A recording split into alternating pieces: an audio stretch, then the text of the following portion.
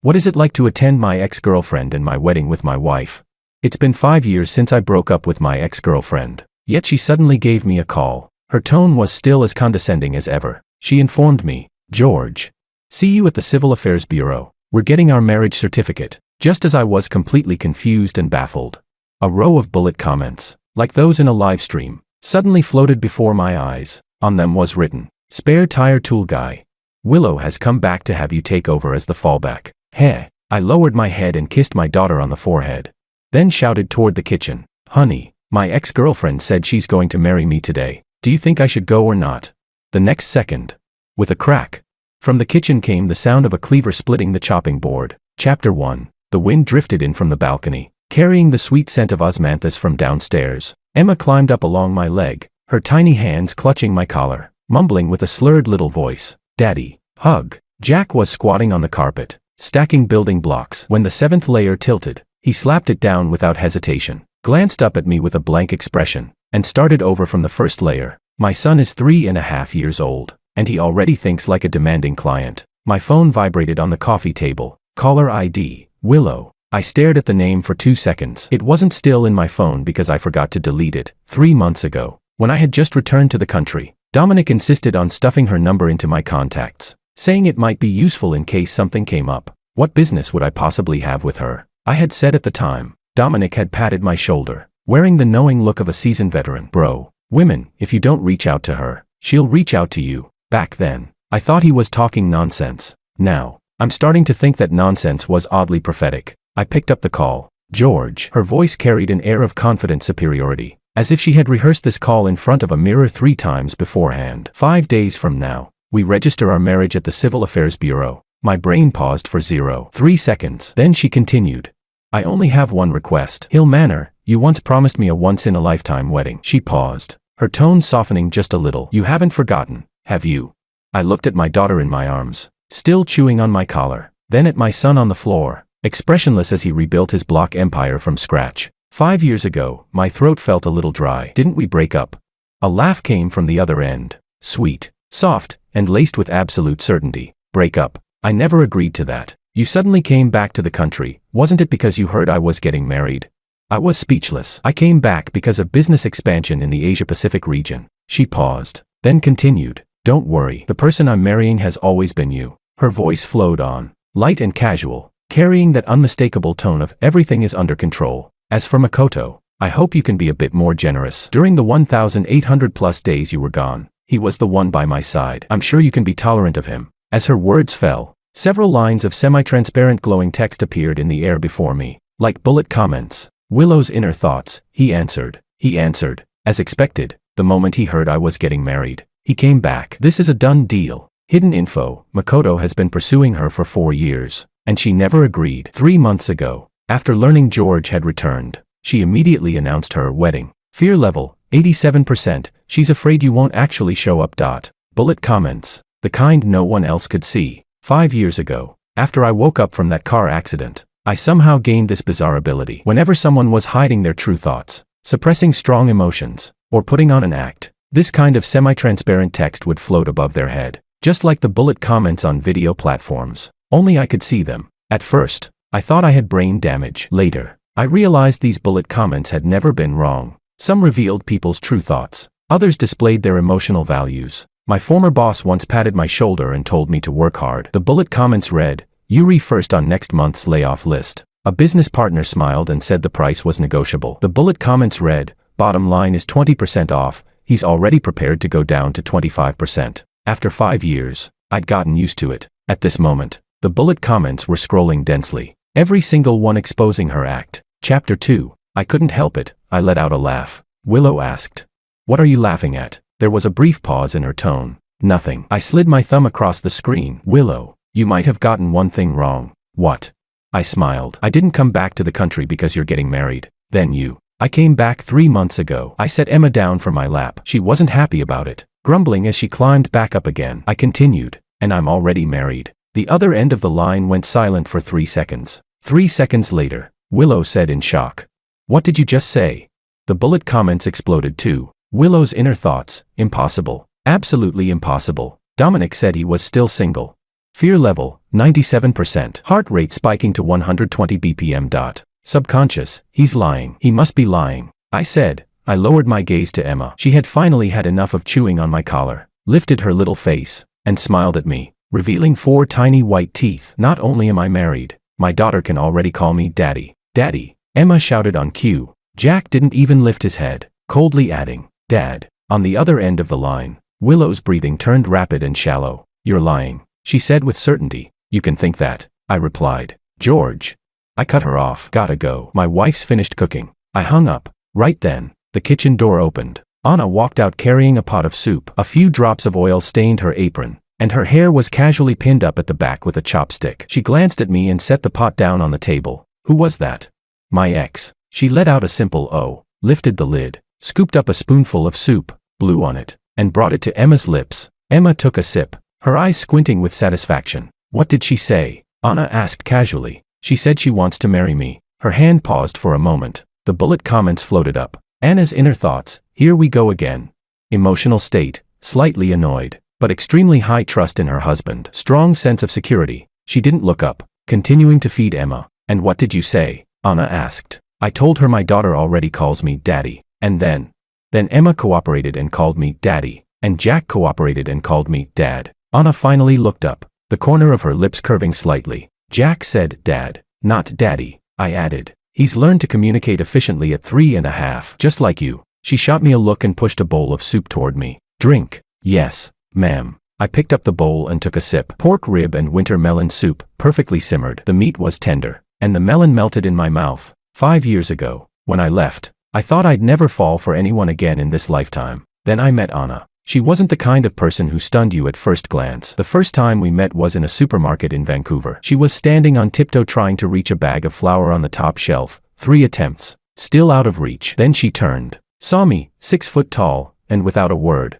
pointed at the flour and said, "Help." I got it down for her. She said thanks and walked off immediately. The bullet comments read, Anna's inner thoughts, he looks decent, but he probably has a girlfriend. Don't overthink it. Right then, I thought she was interesting. Everything that followed just happened naturally. She knew I'd had a rough past relationship, but she never pressed for details. When I proposed to her, she only said one thing. George, I don't need a once-in-a-lifetime wedding. As long as you're there, that's enough. The bullet comments read, she means it. At that moment, my nose felt a little sting. What are you thinking about? Anna's voice pulled me back. I was thinking about you. She turned her face away and let out a soft scoff. So cheesy. The bullet comments read, her heart's beating faster. I smiled and continued drinking my soup. Chapter 3. My phone vibrated again. Not Willow. Dominic. Bro. His voice exploded through the speaker. Did Willow call you? What did you say? Don't tell me you agreed. I told her I'm married, I replied. I've got a daughter and a son. He froze. You told her that? Yeah. Oh no. Oh no. Oh no. Dominic's voice carried genuine panic. Bro, you know what Willow's like. If she finds out you're married, she'll. The bullet comments floated up. Even through a phone call, I could still see them. That was something I discovered later. When emotions are strong enough, distance doesn't matter. Dominic's inner thoughts. Crap. I told Willow he was still single. Now I'm getting screwed from both sides. I narrowed my eyes. Dominic. Yeah. Did you tell Willow I'm still single? Silence fell on the other end. 5 seconds passed. Then Dominic spoke in a weak, caught red-handed tone. Bro. I was just trying to get you two back together. You guys were so good back then. So good back then. I set down my bowl. Was it good when she was being ambiguous with Makoto? Or when she said to my face, aren't you just poor? Dominic said nothing. The bullet comments read, Dominic's inner thoughts, he holds grudges. No kidding. Of course I hold grudges. Enough, I said, taking a deep breath. Stay out of my business from now on. Bro, Dominic stammered. Bye. I hung up. Anna had already settled Emma and Jack at the dining table. Emma sat in her child's seat, kicking her legs, while Jack climbed onto his chair by himself, scooped up a spoonful of rice, and ate with full concentration. Your ex, Anna said as she picked food for Emma. Is she clingy? I sat down. Clingy is an understatement. She thinks we never broke up. Anna's chopsticks paused for a second. How did you two actually break up? She asked. I fell silent for a moment. 5 years ago, Willow and I had been together for 3 years. Her family was well off. The Liu family ran a real estate business in South City. Back then, I had just graduated and was working as a project manager in a small company, earning about $7,000 a month. Her looking down on me for being poor wasn't anything new. But what really made me leave was Makoto. Makoto was her childhood friend. They grew up together, and his family was also in business. After I got together with her, Makoto would ask her out for meals every few days, call her late at night, and post those sickeningly sweet messages that only she could see. I brought it up more than once. Her response was always the same. Makoto and I are just normal friends. Don't be so insecure. Bullet comments. Back then, I didn't have them yet, so all I could rely on were my eyes and my judgment. Until that night, I worked overtime until 11, then rushed to her apartment to bring her some late-night food. The door wasn't locked. I pushed it open. In the living room, Makoto was sitting on the couch. Her head was resting on his shoulder. The two of them were watching TV. On the coffee table sat a bottle of red wine and 2 glasses. Their reactions to seeing me were completely different. Makoto had that subtle, apologetic smile, like, "I didn't know you were coming." Willow's eyes widened. Her first sentence was, "Why are you here?" Not, "It's not what you think." Not, "Let me explain." But, "Why are you here?" Chapter 4. I set the late-night food down on the shoe cabinet by the door and turned to leave. She chased me downstairs. "George, can you stop being so petty? There's nothing going on between me and Makoto. You just think you can't compare to him, don't you? You're just poor, aren't you? If you actually had what it takes, would you be afraid someone could steal your girlfriend?" I stood under the streetlight and looked back at her. The light flickered across her face, making it shift between brightness and shadow. There was anger in her eyes, and grievance, but not a trace of guilt. In that moment, I understood everything. It was never about whether anything had happened between her and Makoto. It was that she never believed she had done anything wrong. "Let's break up," I said. She froze. "What did you just say?" I said. "Break up." "George, are you insane? Over something this trivial?" I didn't respond. I just turned and walked away. The next day, I arranged to go abroad. The day after that, I boarded a flight to Vancouver. Phone off. Number cancelled. Social media accounts wiped clean. Clean. Decisive. 5 years. I thought that chapter of my life was long over, until today's phone call. Done thinking. Anna's voice came from across the table. I snapped back to reality and saw her resting her chin on her hand, watching me with a hint of curiosity in her eyes. "Pretty much," I said. "Then eat." "All right." Emma suddenly reached out from her child's seat and patted my arm. "Daddy not happy?" A 3.5-year-old little girl, yet more perceptive than most adults. I lowered my head and kissed her forehead. "Daddy's very happy." The bullet comments drifted by slowly. Emma's innocent intuition. "Daddy's smile disappeared just now. That means a bad person must have bullied him." I almost laughed out loud. A bad person? Maybe. But that bad person was probably having a breakdown right about now. Chapter 5. At 10 the next morning, I was in a meeting at the company. The Asia-Pacific region's third-quarter revenue data flickered across the screen. Sitting opposite me, the CFO, David, adjusted his glasses and finished his report in his usual indifferent tone. The bullet comments read, David's inner thoughts: the numbers already look great, but he's definitely going to nitpick. I did nitpick a few things. David noted them down without changing his expression. The bullet comments read, as expected. After the meeting ended, my assistant pushed open the door, looking a bit conflicted. President Wang, someone is here to see you. Who? A lady. She says she's your fiancé. Everyone in the meeting room turned to look at me. Bullet comments exploded above their heads. President Wang has a fiancé. Isn't he already married? Wow. What kind of dramatic mess is this? David's inner thoughts: here we go again. Rich people really know how to play. Wait, George isn't that kind of person. I rubbed my temples. Have her wait in the reception room. Understood. As I walked out of the meeting room, I made a point of splashing some water on my face in the restroom. When I pushed open the reception room door, there was a cup of untouched tea on the coffee table. Willow sat on the sofa. 5 years. She still had the same face. Her long hair had been cut to shoulder length. Her makeup was refined. A small diamond earring hung from her earlobe, and she wore an off-white, waist-fitted dress. Her knees were together, her back straight. The moment she saw me, something flickered in her eyes, so fast that without the bullet comments, I might have missed it. The bullet comments came first. Willow's inner thoughts: he's slimmer, but even more handsome than before. Heart rate, 98 BPM. Subconscious: he looks 10 times better in a suit. 5 years ago, all he could afford was Uniqlo. That last line made the corner of my mouth twitch. George, why did it take you so? She stood up, her heels clicking twice against the tile floor. I cut her off. Willow. I didn't sit down. Leaning against the doorframe, I asked, how did you find this place? You think changing your number would make you impossible to find? She said. The bullet comments read, Dominic told her. She treated him to 3 meals. Dominic, what a great friend. In my mind, I added a black frame to his obituary photo. She stared at me. Have you thought about what I said on the phone yesterday? I have. Then, My conclusion is that you're joking. Her expression stiffened for a split second. The bullet comments exploded. She didn't expect this reaction. She thought you'd hesitate. At least soften and say, let's talk. Emotional state, anger mixed with grievance. But her pride is suppressing it. She refuses to show weakness. George, I'm not joking. Her voice lowered, her chin lifting slightly, her usual posture. Every time we argued, she did this, using an upward tilt to create the illusion of looking down on me. It's been 5 years. I waited for you for 5 years. You waited for me. I couldn't help but laugh when you were being ambiguous with Makoto. That was you waiting for me. I was never with Makoto. The bullet comments read, true, she really wasn't with Makoto. He pursued her for 4 years, and she never agreed. Chapter 6. That line of bullet comments made me fall silent for a moment. Not together. 4 years? Makoto was just keeping me company, Willow said. There was a slight tremble in her voice, but she steadied it quickly. You left without even saying a word. You canceled your number. Blocked me on everything. No one could reach you. Do you know how I got through that time? The bullet comments drifted slowly across my view. Hidden memory. After George left, she stood outside his rented apartment for 3 hours. The landlord told her he had already moved out and taken everything. She squatted in the hallway crying until a passing auntie handed her a pack of tissues. My fingers tightened slightly. Then another line appeared. But she never once thought about whether she had done anything wrong. In her mind, the fault lies with George for being too petty and too impulsive. That brief trace of bitterness in my chest was instantly suppressed. So, I took a deep breath. Your conclusion is that me leaving for 5 years is my fault. You being emotionally involved with another man is my fault. And now you coming to me to register a marriage is perfectly justified.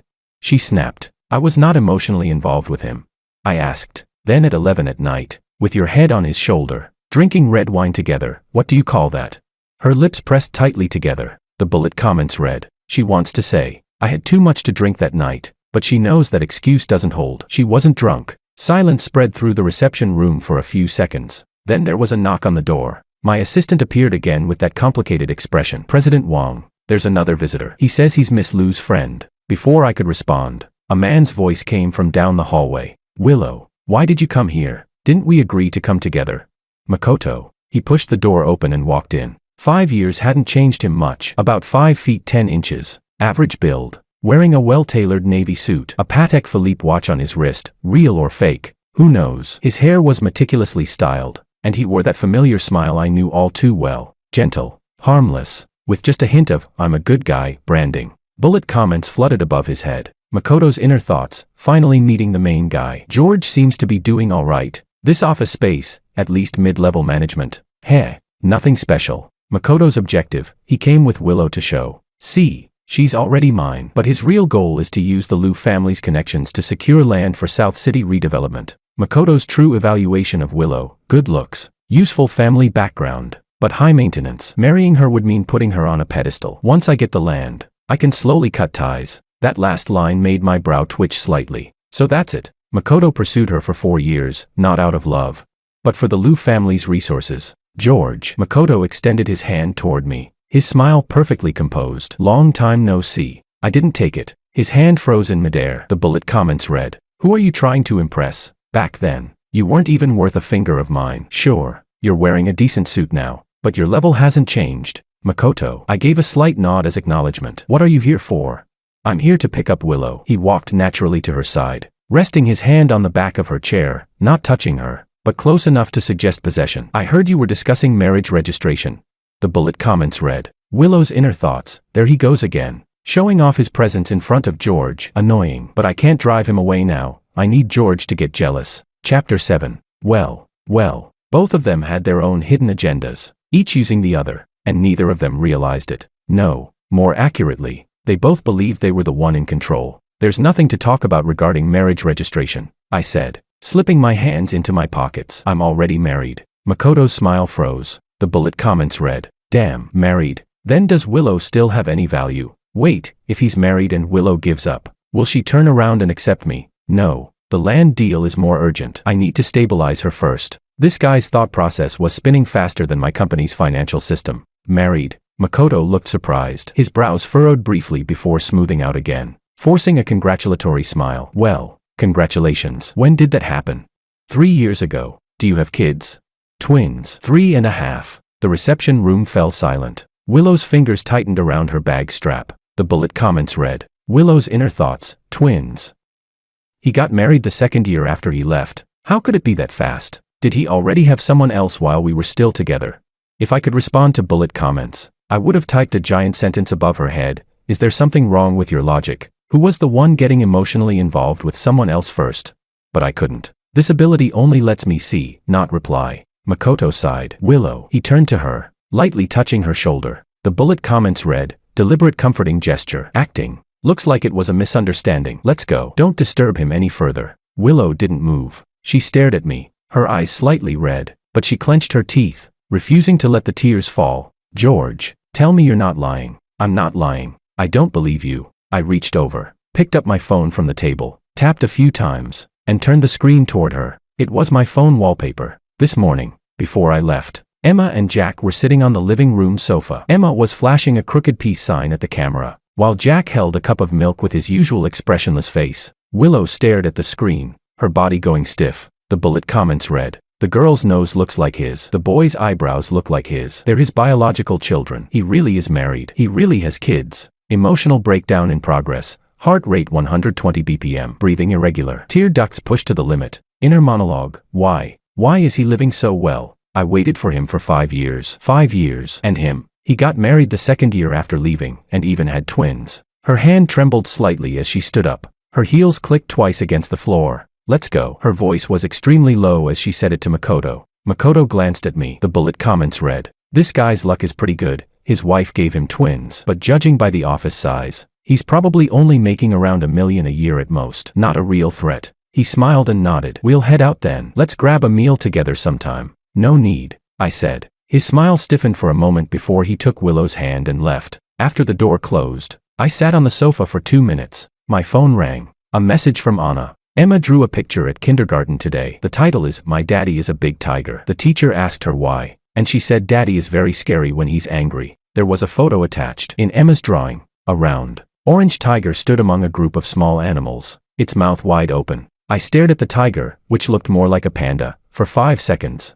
then laughed. I replied, tell her Daddy is only scary to bad people. Anna replied instantly. She asked who the bad people are. I said people who don't eat vegetables. She went silent. I smiled and put my phone down. Things that need to be dealt with will come later. No rush. Chapter 8. 2 days later, Dominic treated me to a meal. The place was a barbecue stall on Old Street in South City, barely above a hole in the wall, but their grilled kidneys were unbeatable. When I arrived, Dominic was already sitting on a plastic stool. 6 bottles of beer were lined up in front of him. His eyes darted around nervously, like an elementary school kid who had done something wrong and was waiting to get scolded. The bullet comments read, Dominic's inner thoughts. He knows. I saw his tone when he answered the call. He definitely knows I gave Willow his address. Today's meal is an apology, but I think I didn't buy enough beer. I sat down without saying a word, grabbed a bottle of beer, and popped the cap open with my teeth. Pop. Dominic's Adam's apple bobbed. He rubbed his hands together. Bro. About Willow. I just thought, you two back then.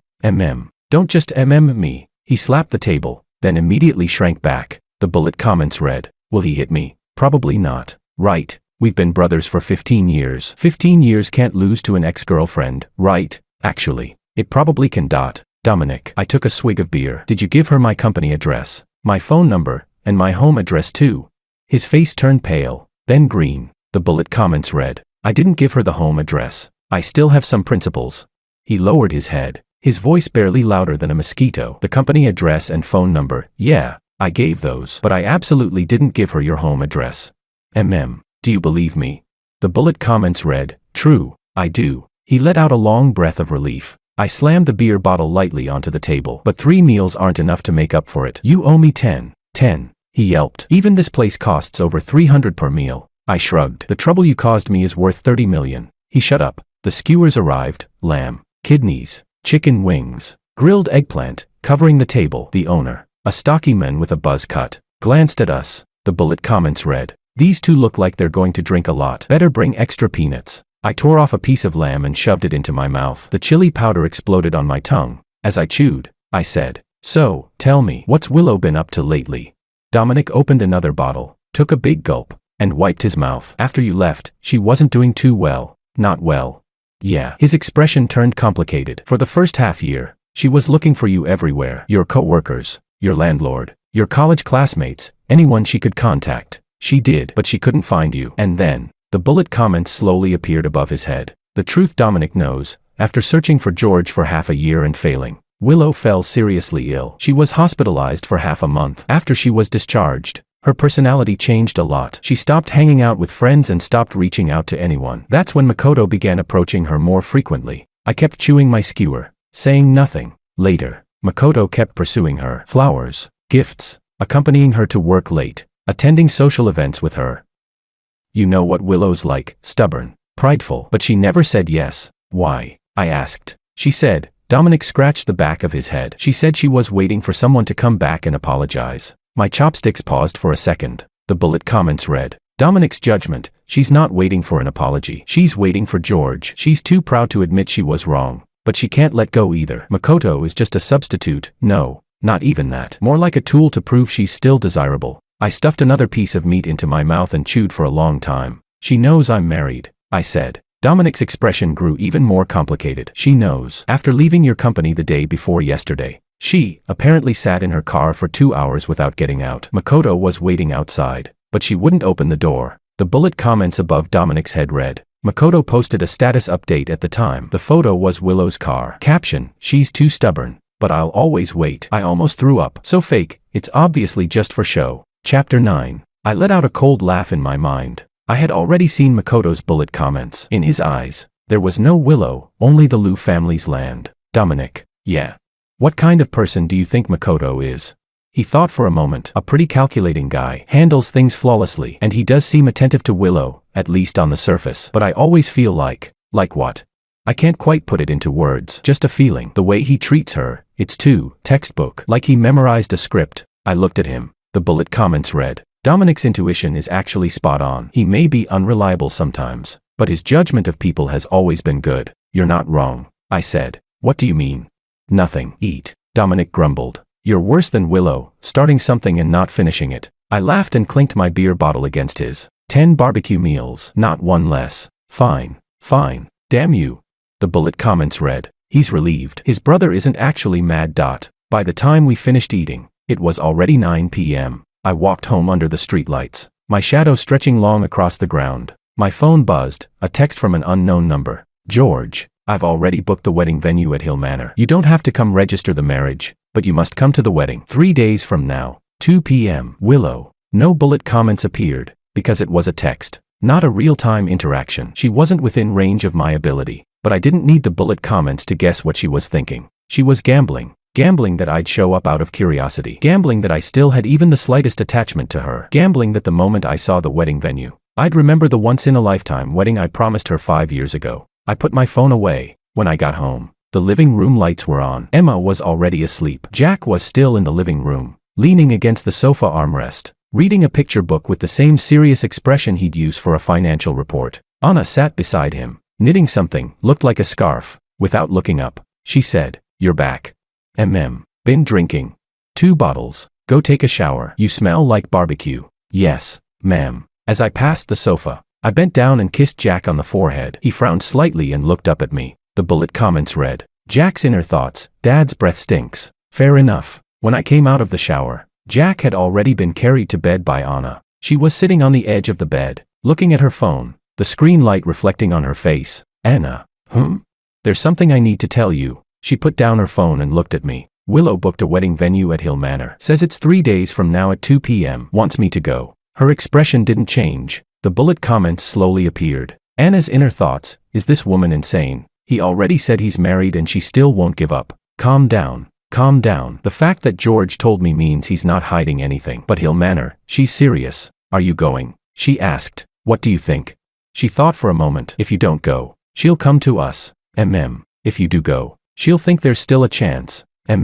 So, she grabbed a pillow, tucked it behind her back, got comfortable, then looked at me with a faint smile. So we go together. The bullet comments read. Anna's inner thoughts. Let her see what your wife looks like. I smiled. All right. She lay down contentedly and pulled the blanket over herself. Turn off the lights. Yes, boss. Chapter 10. Hill Manor sat on the outskirts of South City, covering 40 acres. Within its European-style complex were 3 banquet halls and a church. The last time I heard that name was 5 years ago. Willow had seen a photo of Hill Manor in a wedding magazine. She pointed at the white church wrapped in climbing roses and said, "One day, I want to get married here. At the time, I was eating instant noodles and just nodded. She pressed. You promise?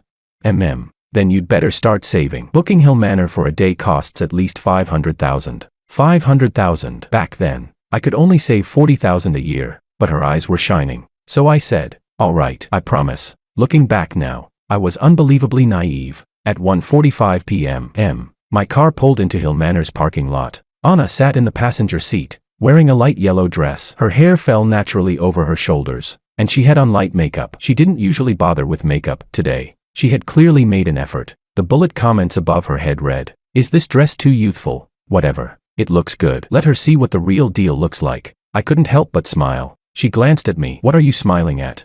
"You look beautiful today," I said. "Shut up." The tips of her ears turned slightly red. The bullet comments read, "Heart rate increasing." We got out of the car. At the entrance of the manor stood a floral arch. White roses and hydrangeas clustered together, filling the air with fragrance. 2 rows of staff in black uniforms stood on either side, their expressions professional. Bullet comments drifted above them. "This wedding only has guests from the bride's side. No one from the groom's side has shown up. The bride has been waiting in the church for half an hour. That man in the suit, Makoto, has been on the phone nonstop. Looks anxious." When Anna and I walked in, Makoto was standing in the garden, phone pressed to his ear, his face dark. The moment he saw me, his expression shifted, first surprise, then delight, then a complicated look that said, "So you really came." The bullet comments above his head read, "He came. Willow said he definitely would, and he really did." Wait, who's the woman next to him? His wife? He actually brought his wife to his ex's wedding. Is this guy insane? "George." Makoto put away his phone and walked over, his gaze sweeping over Anna. The bullet comments read, Makoto's assessment, above average looks, good presence, dressed low-key, can't tell any luxury brands, doesn't look like a rich man's wife. Anna nodded at him, saying nothing. The bullet comments read, Anna's inner thoughts, so this is the backup guy, shifty looking, definitely not a good person. I silently gave my wife's judgment skills a thumbs up. Makoto said stiffly, "Willow is in the church. She's waiting for you." "I know." I took Anna's hand. "Let's go." Makoto's gaze fell on our intertwined hands. The bullet comments above him read, "Is he deliberately provoking Willow? This guy's ruthless." But that works too. Once Willow sees he brought his wife, she'll probably give up completely. Then I'll be her only option left. Perfect. I almost wanted to type a sentence above his head. Nice plan, but too bad I can see everything. Chapter 11. The church doors opened. Sunlight filtered through the stained glass windows, casting colorful patterns across the stone floor. White drapes hung on both sides, and a red carpet stretched from the entrance all the way to the altar. Willow stood there, wearing a white wedding gown. The long train spread across the floor, adorned with crystals and lace. A veil covered half her face, revealing carefully painted red lips and a pair of eyes fixed on the entrance. Bullet comments scrolled wildly above her head. Willow's inner thoughts, "He's here. He really came. I knew he would. He still cares about me." Wait, who is that woman beside him? Heart rate, 130 BPM. Blood pressure rising. Pupils contracting. Inner monologue, calm down, calm down. He said he's married, but I don't believe it. Maybe he hired her to act. Yes, that must be it. He brought a woman to provoke me. That means he cares. I sighed inwardly. Willow's ability to deceive herself, after 5 years, it hadn't weakened. If anything, it had improved. She walked down from the altar. The hem of her dress brushed against the red carpet with a soft rustling sound. She stopped in front of me, her gaze shifting between me and Anna through the veil. "You came," she said quietly. She asked, "And this is?" "My wife, Anna." The church fell silent for a second. The corner of Willow's lips twitched slightly, just for a moment, but the bullet comments caught everything. Emotional tsunami, jealousy plus anger plus heartbreak plus unwillingness, all erupting at once. Forcibly suppressed. Subconscious, she's shorter than me, thinner than me. Her skin isn't even as fair as mine. Why her? Why? Anna spoke at that moment. "Miss Liu, hello." Her tone was calm, perfectly polite. "You've put a lot of thought into this venue." Willow didn't respond. She stared at Anna for 3 seconds, then turned to me. "George, I need to speak with you alone." "There's nothing to talk about alone." "There is." She lifted her chin again. "About us." "There is no us. 5 years ago, you promised me. 5 years ago." I cut her off. "What I promised was that someday I'd give you a wedding at Hill Manor, but we broke up. I never agreed to break up." "Willow." My tone dropped. "A breakup is a statement, not a negotiation." The air in the church froze. The staff stood in the corners, barely daring to breathe. Makoto lingered by the door. The bullet comments above him read, "This is getting good." Watching them tear each other apart. Willow's losing face like this. Tonight if I comfort her, I might finally make progress. This guy was truly something else. Willow's fingers tightened around the bouquet, crushing the white rose petals out of shape. The bullet comments read, Willow's inner thoughts, he doesn't want me anymore. He really doesn't want me anymore. I wore a wedding dress. I booked Hill Manor. I did everything for him. Why doesn't he want me? Tear ducts about to collapse. Countdown, 10 seconds. I took a deep breath. Willow, listen carefully. Her eyes were red, but she bit her lip, refusing to let the tears fall. 5 years ago, we broke up because your relationship with Makoto was something I couldn't accept. You can say you weren't with him, but you never rejected him either. You enjoyed his attention while looking down on me for being poor. You thought that was your right to me. That's called disrespect. I didn't. Let me finish. She fell silent. I left for 5 years. In those 5 years, I met Anna, got married, and had 2 children. That's my life now. I'm doing well. I don't regret breaking up with you, and I don't hate you, but I will never get back together with you. This is the last time. The church was left with nothing but the sound of birds chirping outside the stained glass windows. Willow's first tear finally fell. The bullet comments read, she finally realized it wasn't you waiting for her, it was her waiting for someone who would never come back. But her pride won't allow her to cry in front of that woman. She suddenly took a sharp breath, raised her hand, and slammed the bouquet hard onto the ground. White roses scattered everywhere. George, you will regret this. She lifted her skirt and walked past me. The hem of her wedding dress brushed against my pant leg, stirring a gust of wind. The side door of the church was pushed open and then shut again. Makoto hesitated for a second before chasing after her. The bullet comments floated behind him. Makoto's thoughts, she cried. Perfect opportunity. I'll go comfort her. Maybe I can move things to the next level tonight. The bidding results for South City's redevelopment project come out next Monday. I need to win Willow over before that. I stood on the red carpet, looking at the white roses scattered across the floor. Anna walked over to me. Without saying anything, she reached out and held my hand. The bullet comments above Anna read, when he said those words just now, his voice was trembling. He says he doesn't hate her, but that past hurt him more deeply than he shows. She didn't question me, didn't get jealous, she simply held my hand quietly. Let's go, she said. Let's go home. Emma said she wants to eat the tomato scrambled eggs you made today. I smiled. She wants to eat my tomato scrambled eggs every day. Then you'll have to cook it every day. I tightened my grip on her hand. All right. Chapter 12. Back home. I was cracking eggs in the kitchen. The tomatoes were cut into small chunks, neatly lined up on the cutting board, their red juice seeping out and staining my hands. Emma stood on a little stool by the counter, leaning forward, staring at me without blinking. Daddy, why do you cook the eggs first? Because eggs need to stay tender. What does tender mean? It means soft, melts in your mouth. Oh, she thought for a moment. Then am I tender too? I went silent for a second. You're a kid, not a dish. But mommy says I'm a little cabbage. The bullet comments read, Emma's inner thoughts, Daddy looks the most handsome when he cooks. Even more handsome than the celebrities on TV, but not as pretty as mommy. That warmed my heart a little. Jack sat at the dining table with a set of character cards in front of him. He looked up at me. The bullet comments above his head read, Dad came home earlier than usual today. There's something on his face, like he got into a fight and didn't win. 3.5 years old, and his perception was terrifyingly sharp. Just as the tomato and egg stir-fry was ready, Anna came out of the bedroom. She had changed into home clothes, her hair tied into a low ponytail. Leaning against the kitchen doorway, she said, Your mom called just now. What did she say? She said people in South City are spreading rumors that you and Willow are getting married. My hand paused, the spatula almost slipped into the pan. What? Anna said. Your mom's exact words were, I was at the market buying groceries, and Mrs. Lee asked me if you're going to marry that Lou girl. Said Hill Manor's already booked. The bullet comments above Anna's head read, Mother-in-law's tone was calm, but with rage underneath. The kind of calm before a storm. Crap. My mom, a retired high school math teacher, logical, formidable, and sharp-tongued enough to bargain a fish vendor down by 2 yuan on the spot. She knew about my breakup with Willow 5 years ago, and her opinion of Willow had always been, that girl aims too high for her ability. She's not worthy of you. Now rumors were spreading that I was marrying Willow. I could already picture my mom standing in the middle of the market, holding a plastic bag full of vegetables, with that expression on her face. My phone rang. Caller ID, Mom. I took a deep breath and answered, Mom. George. Her voice was calm as still water. The bullet comments read, Rage level, 99%. Calm facade, 100%. Explain to me, she said, what this Hill Manor situation is. Mom. That was all Willow. It has nothing to do with me. Nothing to do with you. They're saying you're the groom. I went there. I made it clear to her, I'm already married. You went. Her voice suddenly rose half a pitch. The bullet comments read, Mom's inner thoughts, he actually went. That brat. His ex calls him and he just goes. Does his wife even matter? Wait, does Anna know about this? Mom. Anna went with me. There was a 3-second silence on the other end. Anna went too.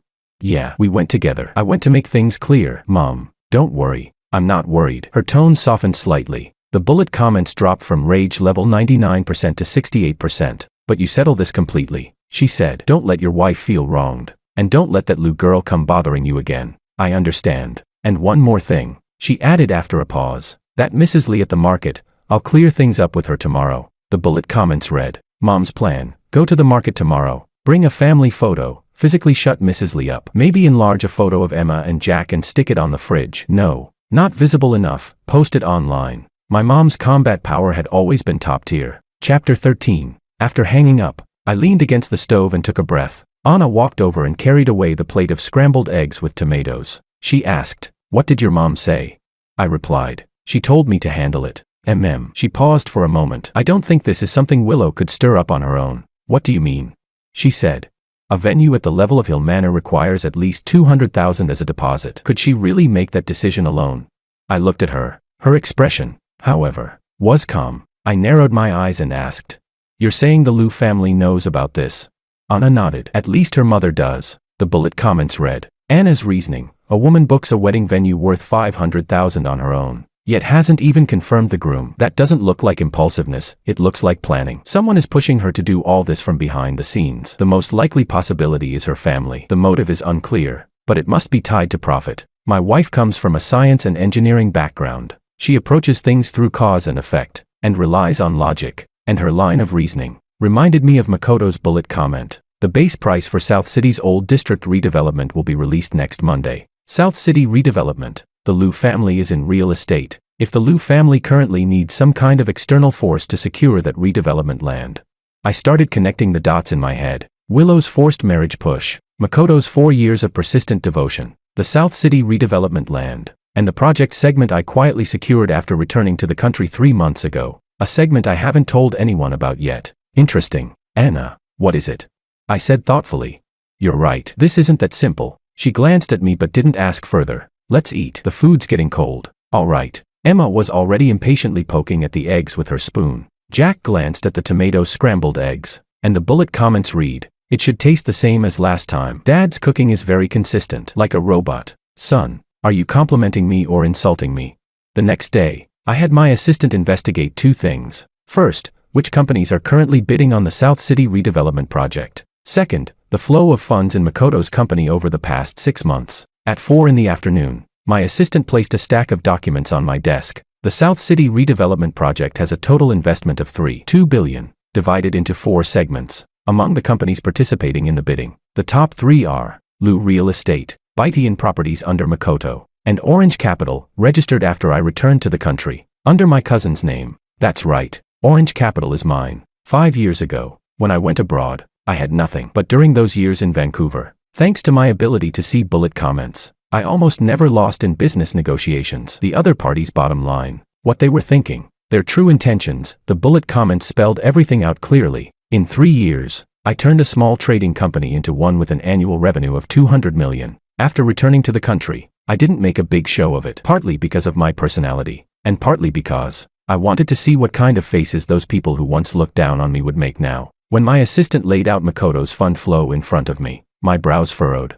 Baitian Properties has a registered capital of $50 million, but the actual paid-in capital is only $8 million. The remaining $42 million came from affiliated companies of Liu Real Estate. In other words, Makoto's qualification to bid was given by the Liu family, and Makoto's 4 years of chasing Willow Liu was to secure this funding in the Liu family's industry resources. The bullet comments had already told me all this, but seeing the numbers on paper still felt ironic. Willow thought Makoto was sincerely pursuing her. The Liu family thought Makoto was a good candidate for a son-in-law. Only Makoto himself knew. What he wanted wasn't love, it was money. Chapter 14. I leaned back in my chair and closed my eyes for a moment. My phone rang. It was Willow. George. Her voice was different from yesterday in the church. The arrogance was gone, replaced with something more. The bullet comments read, Willow cried all night. Her voice is hoarse. She doesn't actually want to make this call, but her mother told her to try one more time. What is it? She said. My mom wants to invite you to dinner. The bullet comments read, Willow's thoughts. My mom said George is doing business now. Maybe there's a chance to cooperate on the redevelopment project. She doesn't know how much money George really has, but since he managed to stay abroad for 5 years,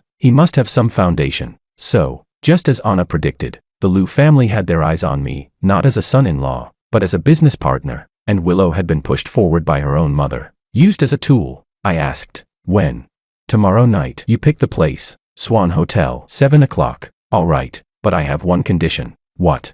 My wife comes with me. There was silence on the other end for a few seconds. The bullet comments read, Willow's thoughts, that woman again. Fine. Let her come. Let her see what the Liu family's presence looks like. Okay, she said. After hanging up, I sent Anna a message. Dinner with the Liu family tomorrow night. Swan Hotel. You coming?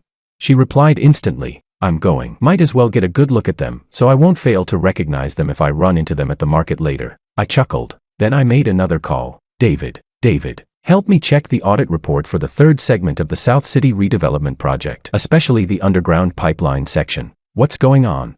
Someone's bidding with borrowed money. I want to know if he actually has the capacity to take it on. Give me 2 days. Thanks. I hung up. Outside the window, the setting sun painted the sky orange-red. I leaned back in my chair, staring at the ceiling. Willow, you don't realize what the two people closest to you, your mother and Makoto, are really thinking. Your mother treats you as a social tool. Makoto treats you as a stepping stone, and yet you think you're the most clear-headed person in the room. 5 years ago, when I left, I didn't look back, but 5 years later, if anyone wants to put on a show in front of me, then sorry.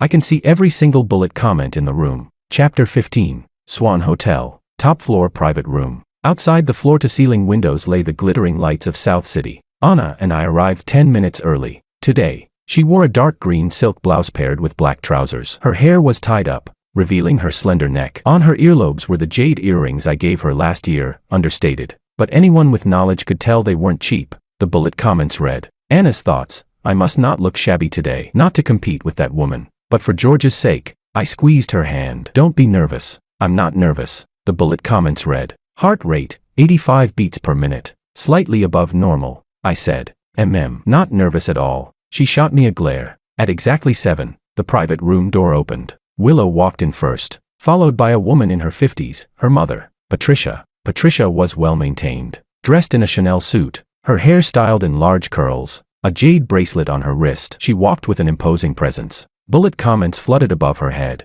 Patricia's thoughts, so this is George. Haven't seen him in 5 years. He does look more put together. Booking such a high-end room. He's got some foundation. I'll need to test how much he's really worth later. No rush on the redevelopment project. Build rapport first. Patricia's first impression of Anna, average. Not as pretty as Willow, but her temperament is decent. Doesn't look like she's from a poor family. Anyway, not the focus. Patricia's attitude toward Willow, my daughter is a good chess piece, but she's been played too slowly. Back then, she should have secured George. Wouldn't be this passive now.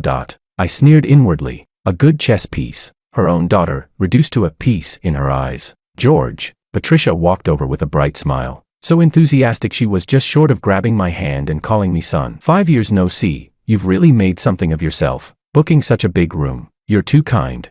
I smiled politely. Hello, Auntie. This is your wife. She turned to Anna, her gaze lingering on her for half a second. The bullet comments above Patricia read, look at the earrings, jade, good quality, at least 200,000. Interesting. Hello, Auntie. I'm Anna. Anna smiled and nodded. Good, very good. Patricia pulled her to sit down. The bullet comments read, stabilize her first. Don't let her feel targeted. The focus is George. Willow sat beside Patricia. Today she wore light makeup and a black dress. Unusually quiet. The bullet comments read, Willow's thoughts, Mom told me not to make a scene today. Said business matters are more important. What business? Isn't it just using George? Ridiculous. I'm a dignified daughter of the Liu family, and I have to rely on an ex-boyfriend.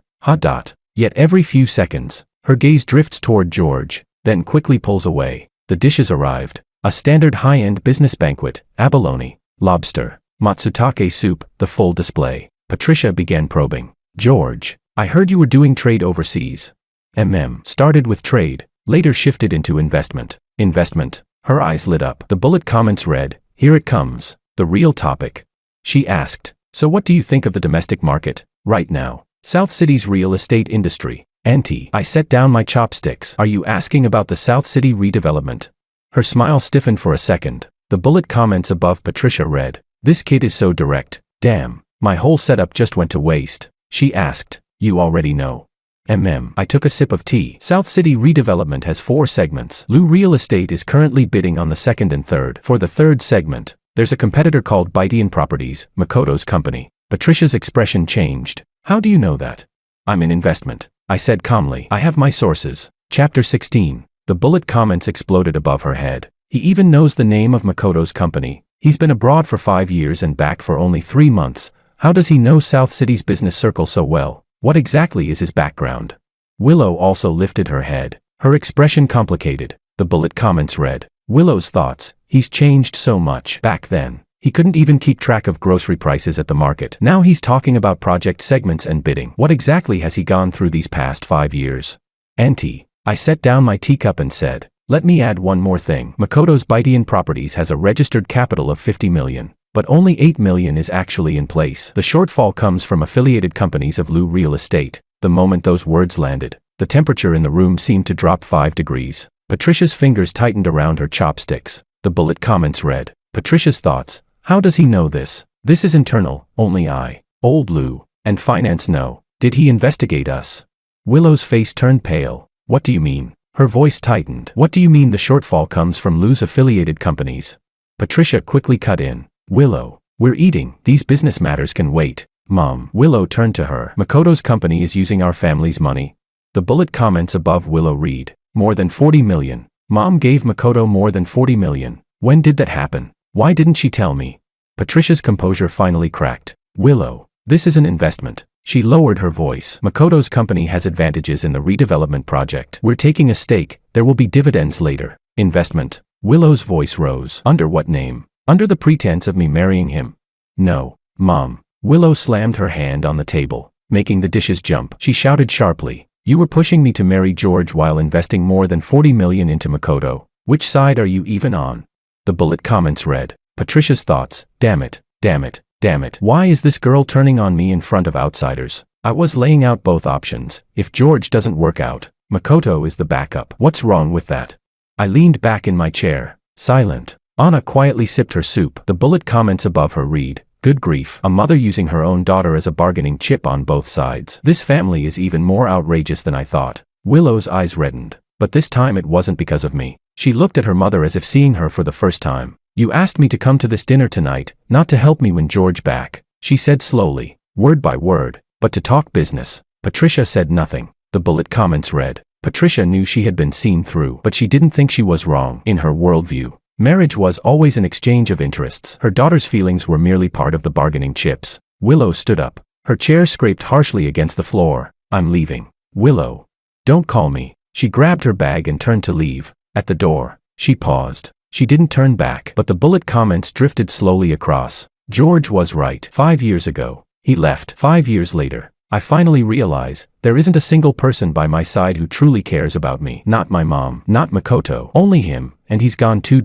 Chapter 17. The door closed. Only Anna, Patricia, and I were left in the private room. Patricia's face looked terrible. She glanced at the tightly shut door, then at me. Her lips moved several times before she finally forced out a sentence. George. About the redevelopment. Auntie, I cut her off. Dinner is on me tonight. But as for the redevelopment, I suggest you first straighten out Makoto's accounts. What do you mean?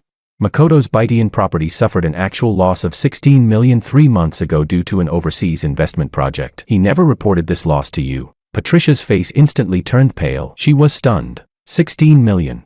You can have your finance team verify this when you get back, I said. Then I stood up and pulled out Anna's chair. We'll take our leave. Anna stood and nodded politely at Patricia. Goodbye, Auntie. When we walked out of the hotel, the night air was cool. Anna held onto my arm and stayed silent for a long time. The data you mentioned just now, the 16 million loss, is that real? David found it this afternoon. Why did you tell her? I looked at the neon lights in the distance and thought for a moment, because Willow may not be very clear-headed, but she doesn't deserve to be screwed over by her own mother and a con artist working together. Anna didn't say anything. But the bullet comments slowly drifted across. He's still soft toward his ex. But that softness isn't love, it's basic decency from one person toward another who's being kept in the dark. I can accept that. She leaned her head on my shoulder. You're a good person. George. I'm not a good person. I've just seen too many bullet comments. I can't stand people pretending. She laughed softly and asked. What bullet comments? Nothing. Let's go home. Over the next 3 days, things moved faster than I expected. After returning, Patricia had her finance team audit Bytian Properties overnight. The 16 million loss checked out exactly. Early the next morning, A fierce conflict broke out between the Liu family and Makoto. I heard all this from Dominic. Man, you wouldn't believe it. Willow's mom stormed straight into Makoto's office and slammed the table, yelling at him for half an hour. And then Makoto admitted the loss, but said it was a strategic loss, that it would pay off in the long run. Patricia didn't buy it and demanded to see the investment contracts. And then I picked up where he left off. The contracts had issues. How did you know? Just a guess. Even though I couldn't see bullet comments through someone else's retelling, the direction of events wasn't hard to predict. Makoto's cards had already been revealed to me through the bullet comments. His real goal was to use the Liu family's money to pull off a classic empty-handed scheme. The 16 million loss was only superficial. In reality, the money had been funneled into an offshore shell company he controlled. David had traced it all clearly for me, but I didn't hand this information directly to the Liu family. I only pointed them in the right direction. They had to uncover the rest themselves to truly believe it. Man, Dominic lowered his voice. That move of yours really screwed Makoto over, but you should be careful. That guy always looks all smiles on the surface. Who knows what he's plotting behind the scenes? The bullet comments read. Dominic's inner thoughts. Did George do something I don't know about? How does he know so much about the Liu family's internal situation? What has he been doing in these 3 months since coming back? Don't worry, I said. How can I not worry? I replied. You still owe me 10 barbecue meals. Dominic went speechless. Can you stop thinking about barbecue all the time? Chapter 18. I hung up the phone. At 3 in the afternoon, I was reviewing documents in my office when my assistant knocked and came in. President Wong, there's a Mr. Ito outside asking to see you. No appointment. Makoto Ito. So he came. Let him in. The door opened, and Makoto walked in. He wasn't wearing a suit today, just a gray casual jacket, but he didn't look well. There were dark circles under his eyes, and his lips were slightly chapped. Bullet comments scrolled above his head. Calm down. Calm down. Patricia is already investigating. I don't have much time. Coming to George is my last chance. If I can pull him in and use his funds to cover the gap, I can smooth things over with the Liu family. If it comes to it, I'll even kneel. Makoto's true assessment of George, the parentheses have been updated. This man is not simple. He managed to trace my cash flow within 3 days. He must have a powerful information network behind him. He's far wealthier, and far more ruthless, than I thought. I leaned back in my chair and looked at him. Sit. He sat down. His hands were clasped on his knees, fingers trembling slightly, something I might not have noticed without the bullet comments.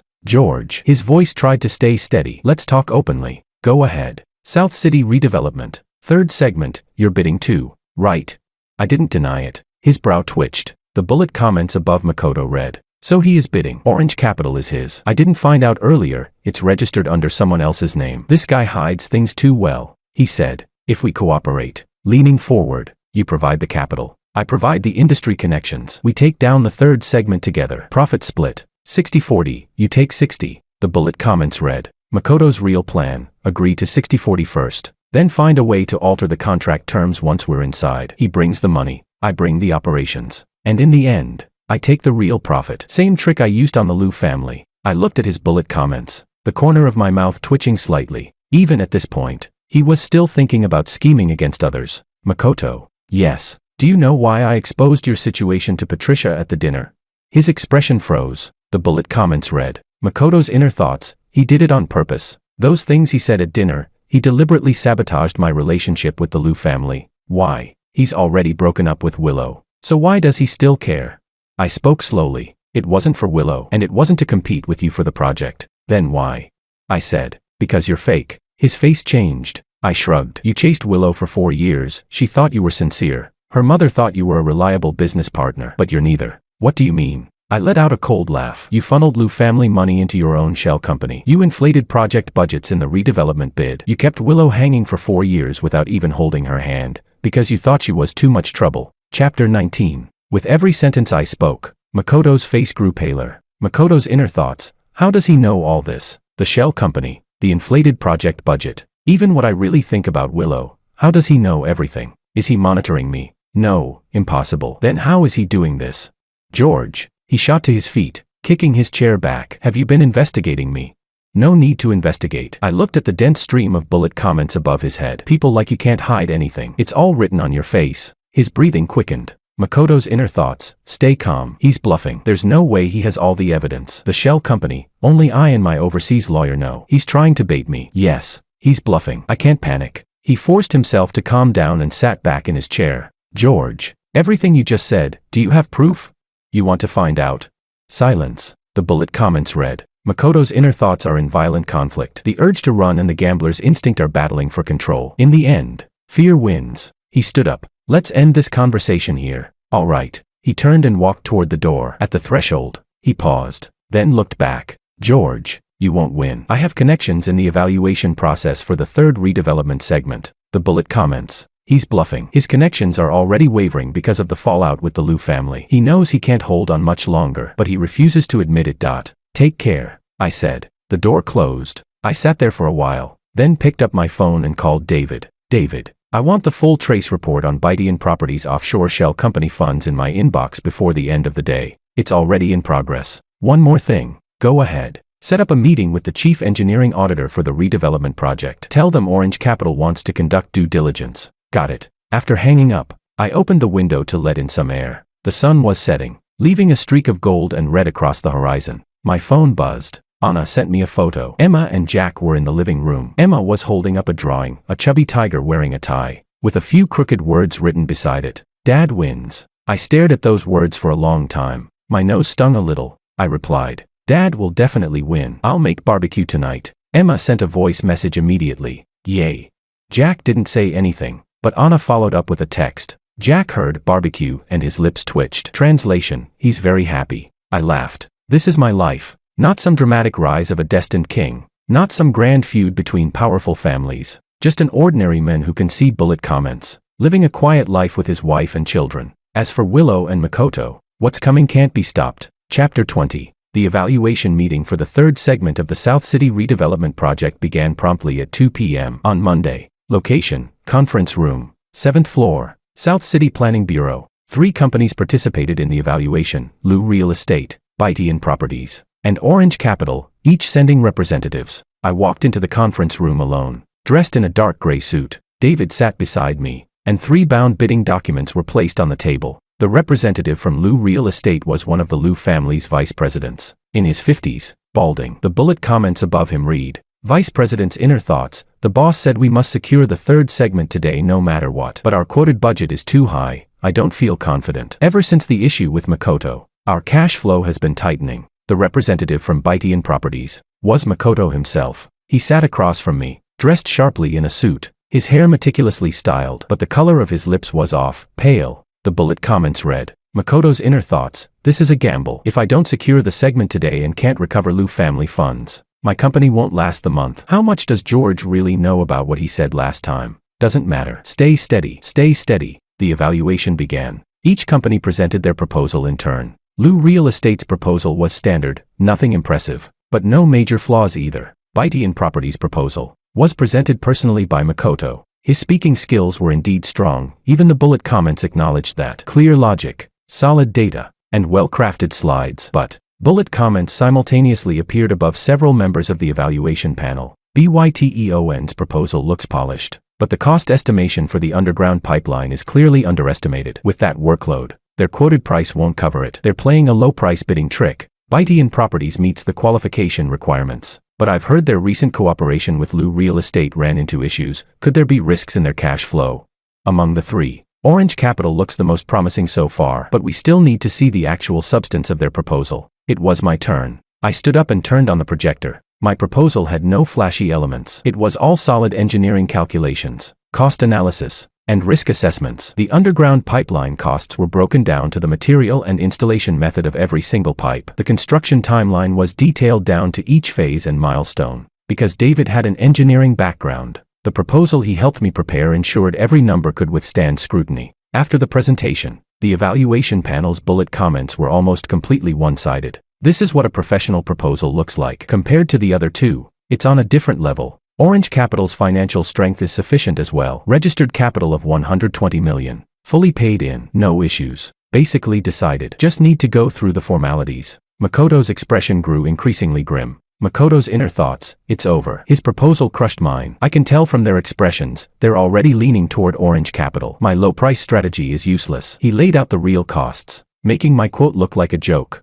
Chapter 21. After the evaluation ended, representatives from the 3 companies waited in the hallway for the results. Makoto stood by the window in the corridor, his back facing me. Bullet comments drifted slowly across. Makoto's inner thoughts. If I don't get this segment, My company will go bankrupt within a month. I won't be able to repay the Liu family. The offshore shell company will be exposed sooner or later. I'll go from a successful young entrepreneur to a fraud. It's all over. When did everything start falling apart? When George came back. When he started digging into me. That night at Willow's apartment. No. Even earlier. The moment I decided to use Willow to get close to the Liu family. I knew this path would end eventually. But I thought I could make enough money to run before the end came. I watched his bullet comments in silence. He turned around and looked at me. George, you know. He forced a smile, though it looked worse than crying. I've always envied you. 5 years ago, you had nothing. $7,000 a month, living in a rented apartment. But Willow was willing to be with you. She complained about you being poor. But back then, you were the only one in her eyes.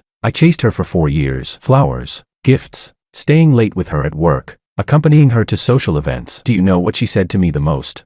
I didn't answer. He sighed. She said, Makoto, if only George could treat me the way you do. The bullet comments read. True. Willow did say this, more than once. Makoto spread his hands. What she meant was, she wanted George to treat her the way I treated her. She never saw me as your replacement, not even as a candidate. I was just a mirror she used to reflect you. His smile turned bitter. 4 years. I chased her for 4 years. At first, it was for the Liu family's resources. But later, the bullet comments read. Later, there was a moment, just one brief moment, when he actually felt something. But it was so fleeting that even he isn't sure it was real. And everything he's done, misappropriating funds, inflating budgets, shell companies, has already stripped him of the right to talk about sincerity. He didn't finish that sentence. Footsteps came from the other end of the corridor. The results were out. South City redevelopment. Third segment. Winning bidder, Orange Capital. Makoto looked at the announcement board. His body swayed slightly. The bullet comments read, it's over. He turned and walked away. His footsteps echoed down the empty corridor, growing more distant.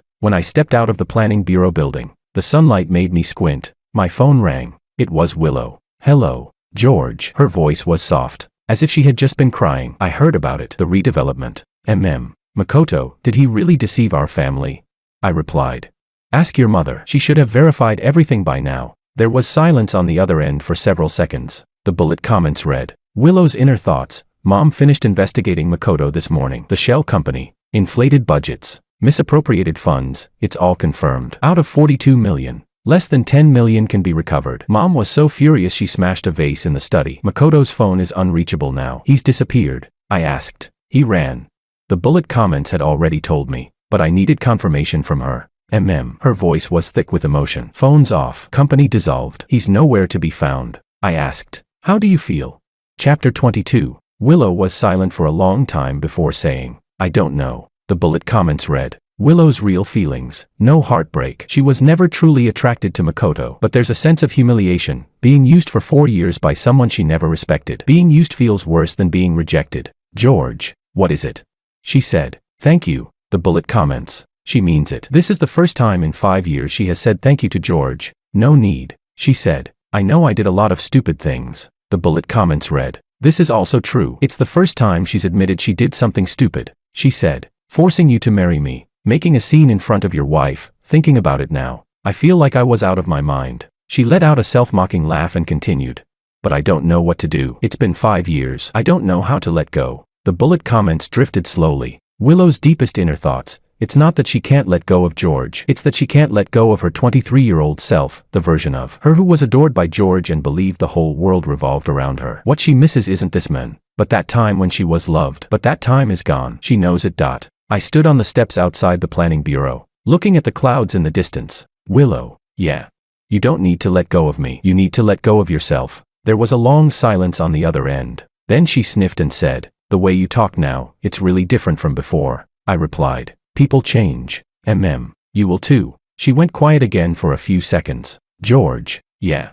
Your wife, she's a good person. The bullet comments. True. And when she said this, her jealousy dropped to single digits for the first time. I know. I let out a small laugh. I got lucky. You got lucky. Goodbye. Willow, goodbye. The call ended. I put my phone away and took a deep breath. The wind blew in from the east, carrying the coolness of early spring. The bullet comments faded. Hers, Makoto's, gone. All that remained was the clean wind and the distant outline of the city. Chapter 23. 1 month later. Weekend. Spring had arrived in South City. The cherry blossoms in the residential complex were in full bloom. When the wind blew, petals fell to the ground like a layer of pink snow. Emma was chasing butterflies on the lawn. She wore a red little dress, her short legs running fast. When the butterfly flew higher, she jumped to reach it. When she couldn't, she crouched down to wait. When it landed, she pounced, only for it to fly away again. She didn't feel frustrated at all. Every miss made her giggle. The bullet comments above Emma read, "The butterflies are so cute. I'm going to catch one and give it to Mom. Wait, there's another one over there. 2, 3, I want them all." Jack sat on a bench, holding a copy of 100,000 Whys. His feet couldn't reach the ground and swung back and forth in the air. The bullet comments read, "Sister is wasting energy. Butterfly flight paths are random. Her strategy is completely wrong, but it does look kind of fun. Should I go? No, I haven't finished my book." I leaned against the bench, one arm resting on the back, watching all of this. Anna sat beside me, holding a cup of coffee. "The weather is nice today," she said. You've been in a good mood lately too." She asked. "Things going smoothly with the redevelopment project?" I nodded. "Smoothly. The third segment has already begun preliminary surveying." "What about Makoto?" "He ran. Heard he went to Southeast Asia." The Liu family filed a report, but it's hard to say how much they'll recover. "What about Willow?" I thought for a moment before replying. Dominic told me last week she quit her position at Liu Real Estate and started her own business, interior design. Even though I couldn't see the bullet comments directly, when Dominic relayed it, his own bullet comments read, "What Dominic knows, on the day Willow resigned, she had a huge argument with her mother. She said, 'I don't want to be your chess piece anymore.' Patricia was so angry she didn't speak to her for 3 days. But after 3 days, Patricia transferred her 500,000 as startup capital. Note, her methods are wrong, but Patricia does love her daughter. She just doesn't know how to express it. I said, 'She'll be fine.'" Anna glanced at me and thought, when he said that, his tone was completely calm. No lingering feelings, no attachment, just a bystander's goodwill. "He's really moved on." She took a sip of coffee. "George, yeah," she said. "About that bullet comments thing." My body stiffened slightly. "What do you mean?" She turned to look at me, her eyes carrying a faint, probing smile. "You think I can't tell every time you predict things like you already know what's going to happen?" My throat tightened. She continued, "You've never made a wrong judgment in business. You understand people's intentions with absurd precision. At the dinner table, you always say exactly what others want to hear. The first time you met Makoto, you already knew what kind of person he was." She listed them one by one, like she was writing a literature review for a final paper. "Either you're unbelievably lucky, or you have some kind of ability I don't know about." The bullet comments read, "Anna's inner thoughts, I don't know what it is, but there has to be something. We've been together for 4 years, he can't hide it from me forever. Still, if he doesn't want to say it, I won't force him. I looked at the bullet comments above her head and stayed silent for a few seconds. Then I smiled. "If I told you I can see floating bullet comments above people's heads, showing their real thoughts, would you believe me?" Her expression didn't change. The bullet comments read, "Anna's inner thoughts, absurd, but he doesn't look like he's joking. And it does explain everything that didn't make sense over the past 4 years. If it's true, then that means he can see my thoughts too." The tips of her ears suddenly turned red. She asked, "You can see my inner thoughts?" Right now. Right now." Her face flushed instantly, starting from her ears, spreading to her cheeks, all the way down her neck. Chapter 24. Anna's bullet comments read, "I'm doomed." Then all those things I thought before. He looks so handsome in a suit. He looks good when he cooks, when he holds the kids. I want another 1 inch. He saw all of that, all of it. I almost burst out laughing. "Anna, shut up." Shut up. She grabbed Emma's jacket from the side and covered her face with it. The bullet comments kept scrolling under the jacket. "I'm going to die, I'm going to die, I'm going to die." 4 years. 4 years of bullet comments. God, did I ever think something like, "When I come out of the shower and my towel slips, won't it drive him crazy?" I did. I definitely did. "It's over. Social death. I can't live anymore." I couldn't hold it in. I laughed. She snapped, "Laugh again and I'll divorce you." "Would you really?" The bullet comments read, "Of course I wouldn't, but shut up." I took Emma's jacket from her hands and held her hand instead. "Anna." "What?" She refused to look at me, her ears red as if they might drip blood. I said, "Every single bullet comment above your head is the most beautiful thing I've ever seen in my life." She finally turned to look at me. Her eyes were slightly wet, her lips trying to press down a smile, but failing. The bullet comments read, "This man, every time he speaks, I surrender." 4 years now. Every single time. I lowered my head and kissed her on the forehead. "Thank you." "For what?" "For every bullet comment above your head being about me." She finally broke and laughed, punching my shoulder. "So cheesy." The bullet comments read, "But I'm so happy." Emma ran over, holding a cherry blossom she picked up from the ground. "Mom, flower." Anna took the flower and tucked it behind Emma's ear. So pretty. Emma spun around. What about Dad? Is Dad pretty? Dad doesn't need flowers. He's already handsome. Emma's bullet comments read, that's not right. Dad isn't as pretty as Mom, but Dad smells better. He smells like tomato scrambled eggs. Jack finally closed his book, jumped off the bench, and walked over to me. He looked up at me. His bullet comments read, Dad is very happy today. Happier than yesterday. Happier than the day before. It feels like he let go of something. I don't know what it is, but when he smiles, I want to smile too, even though I don't want to admit it. He reached out and tugged at my sleeve. Dad, yeah.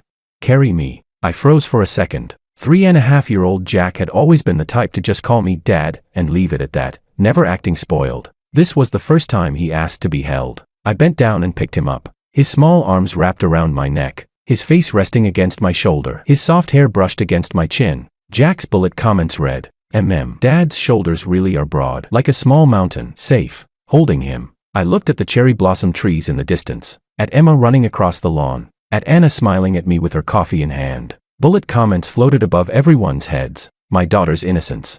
My son's quiet warmth. My wife's love. These bullet comments didn't need interpretation, didn't need caution, didn't need guessing. They were just there, clear, real, warm, like sunlight falling gently on your skin. I took a deep breath. The spring air carried the scent of cherry blossoms, mixed with the earthy smell of the grass. Let's go, I said to Anna. Home. To do what? Barbecue. Emma screamed in the distance. Yay.